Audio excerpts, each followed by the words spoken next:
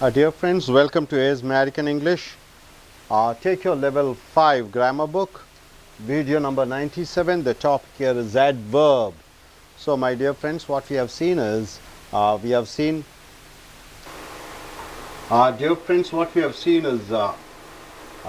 verb, adverb, adjective. Now we have come here to the adverb, part 5. So we have seen number of adverbs, 7 types of adverbs.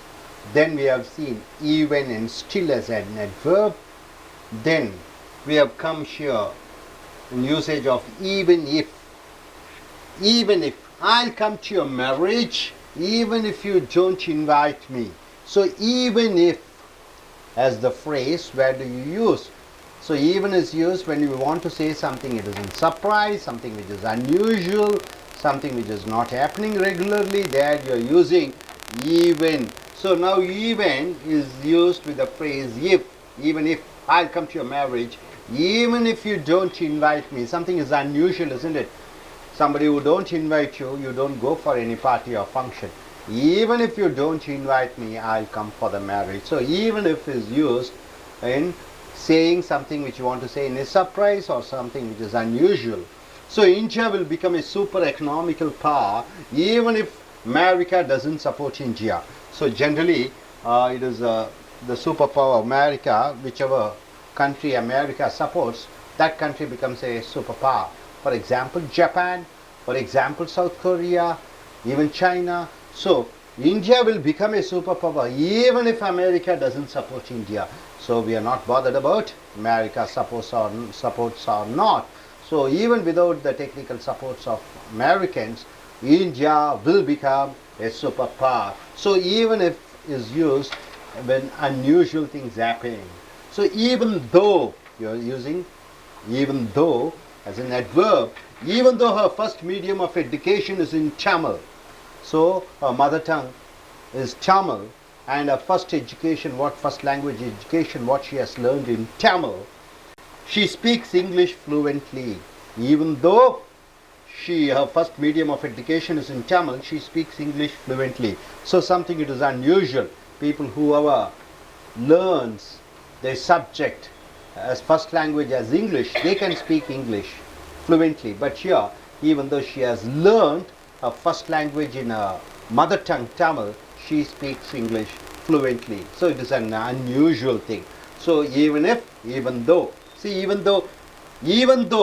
Japan has low land resources, land resources of Japanese are, or it is something it is not as fertile as African countries or America or Indian countries' land. So Japan has low land resources. Even though Japan has low land resources, low land resources, they are world's 4th largest economy. So they are able to produce a lot of things. So even though, so it is something unusual, something which gives surprises, then you are using even though, that verb. Even when, this phrase used, even when our Prime Minister is cool-headed person. Our Prime Minister is he's not a serious person, he's a cool-headed person.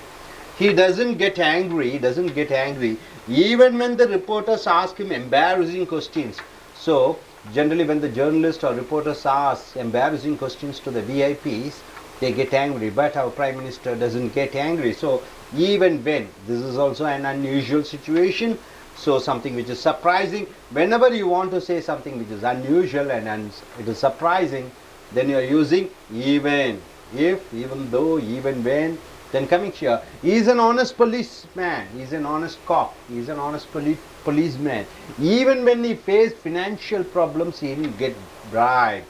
So generally, people when they are in financial problems, they compromise with their values and principles. But here's a policeman, even when he had financial problems, he didn't get bribed. So even when in unusual circumstances also, he has not. So something which is surprising.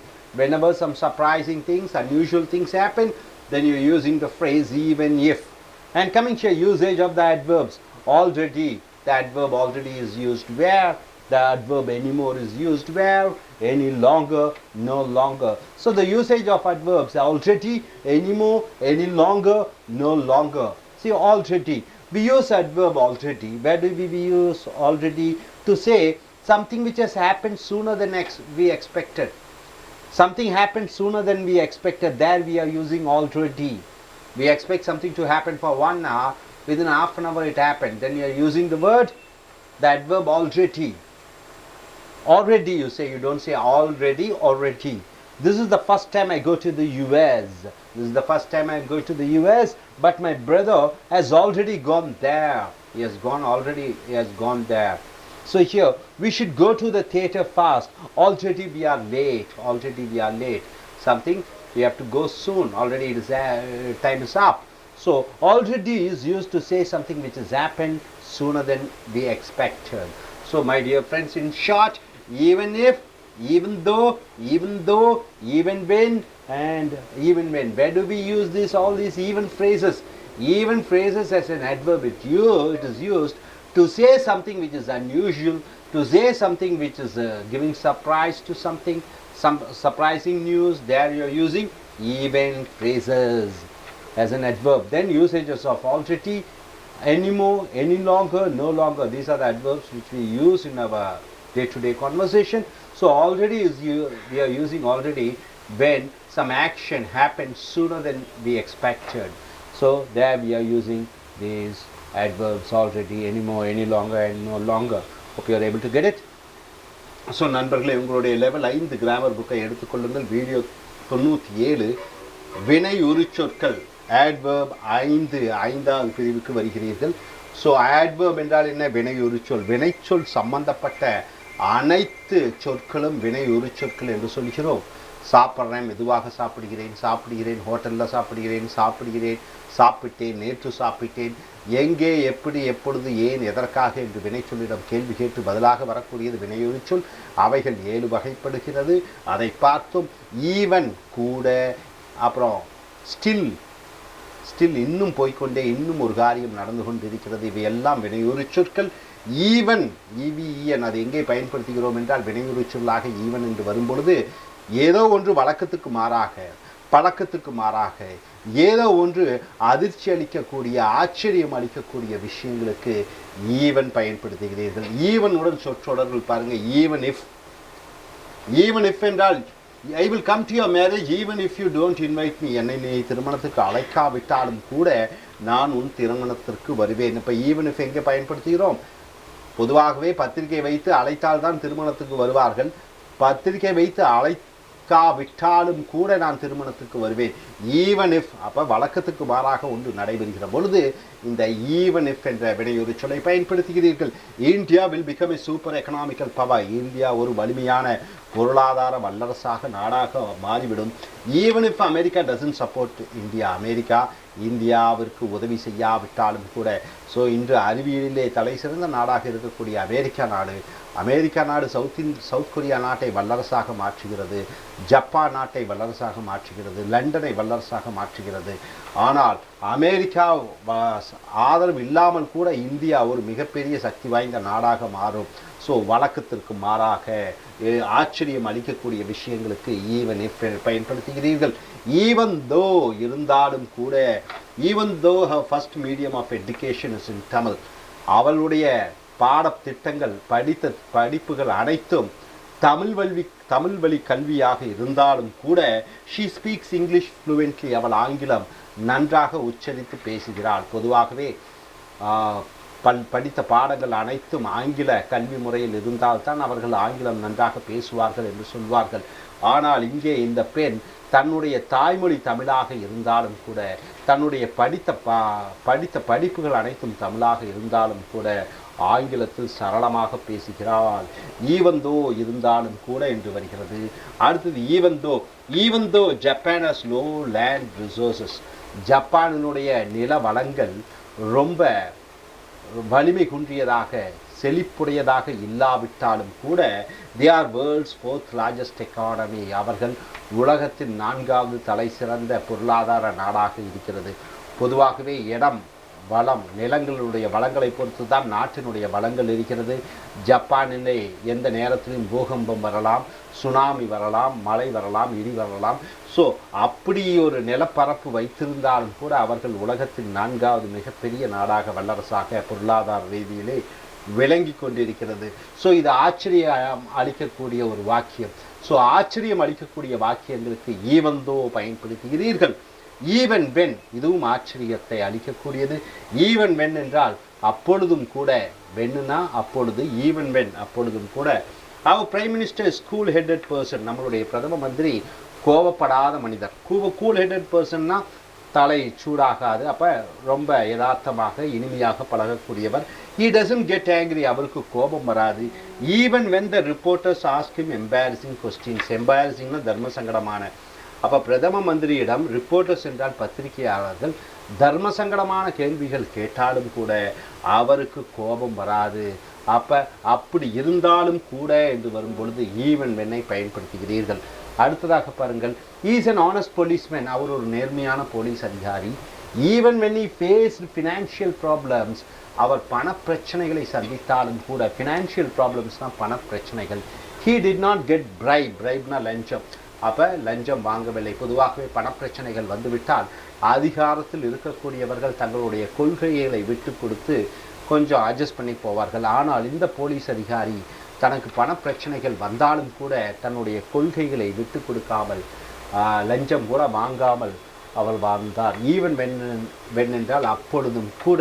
So இது ஒரு ஆச்சரியமான ஒரு செய்தி. So ஆச்சரியங்களையும் வழக்கத்திற்கு மாற்றாக நிகழக்கூடிய நிகழ்வுகளுக்கும் even சொற்றொடர்களை பயன்படுத்துகிறீர்கள். அடுத்ததாக யூசேஜ் ஆஃப் த அட்வர்ப்ஸ், வினையொரு சொல்லினுடைய பயன்பாடுகள். ஆல்ரெடினா ஏற்கனவே, எனிமோர் என்றால் இதற்கு மேல், எனி லாங்கர் இதற்கு மேல், நோ லாங்கர் இனியும் நடக்காது, இனியும் நேரங்கள் ஒதுக்க முடியாது.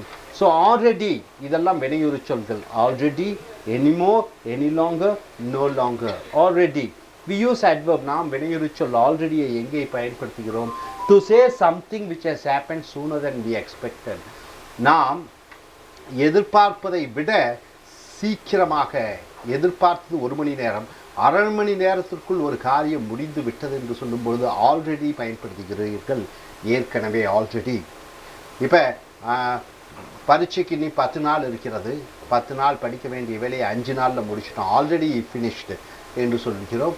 இப்போ ஒரு ப்ராஜெக்ட் கம்பெனியிலே நிறுவனம் சம்பளம் கொடுக்க வேண்டும் ஊழியர்களுக்கு 5ஆம் தேதி, அவர்கள் 2ஆம் தேதியே கொடுத்து விட்டார்கள். அப்போ already they have given the salary. Already நான் எதிர்பார்ப்பதற்கு முன்னாலேயே ஒரு காரியம் நடந்து விட்டது என்று சொல்லும் பொழுது ஆல்ரெடி பயன்படுத்துகிறோம். This is the first time I go to the US, நான் அமெரிக்காவுக்கு இதுதான் முதல் முறையாக செல்கிறேன். பட் மை பிரதர், ஆனால் என்னுடைய சகோதரன் ஹேஸ் ஆல்ரெடி கோன் தேர், என் சகோதரன் ஏற்கனவே சென்று விட்டான். பொதுவாகவே அண்ணன் போட வந்து சகோதரன் போவா, இங்கே தம்பி முன்னாடியே போய்விட்டார். we should go to the theater fast, நாம் வேகமாக தியேட்டருக்கு போக வேண்டும். ஆல்ரெடி we are late, ஏற்கனவே நாம் நேரம் ஆகிவிட்டது. ஸோ ஏற்கனவே நேரம் ஆகிவிட்டது. ஆல்ரெடி என்றால் நாம் எதிர்பார்ப்பதற்கு முன்னரே ஒரு காரியம் நடந்து முடிந்து விட்டது என்று சொல்லும் பொழுது ஆல்ரெடியை பயன்படுத்துகிறோம். ஸோ நண்பர்களே, இந்த லெவல் 5 வீடியோ 97 வினையுறு சொல் 5வது வீடியோ என்ன சொல்கிறது? ஈவன் என்றால் என்ன? கூட. இந்த ஈவன் என்பது இந்த வினையுறு சொல் பொதுவாகவே நம்ம வாக்கியத்துக்கு ஈவன் என்று பயன்படுத்தும் பொழுது, ஒன்று வழக்கத்துக்கு மாறாக ஒரு நிகழ்வு நடந்து கொண்டிருக்கிறது, ஒன்று ஆச்சரியம் அளிக்கக்கூடியதாக மற்றவர்களுக்கு தெரியும் பொழுது ஈவன் பயன்படுத்துகிறோம்.